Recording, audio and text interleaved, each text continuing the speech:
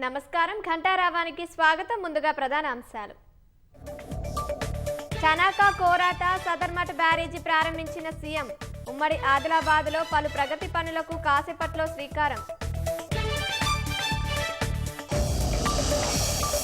ప్రజలు కష్టాల్లో ఉంటే చూస్తూ ఉండలేమన్న పొంగులేటి. తమది మాటల సర్కార్ కాదు చేతల ప్రభుత్వం అని వ్యాఖ్య.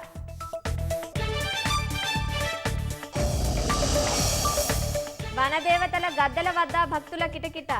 చీరా సారె బంగారంతో మొక్కులు అప్పగింత.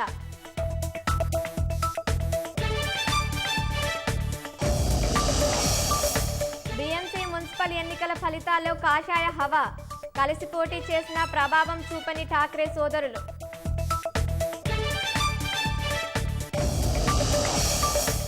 నోట్ల కట్టల కేసులో జస్టిస్ యశ్వంత్ వర్మకు మళ్లీ షాక్.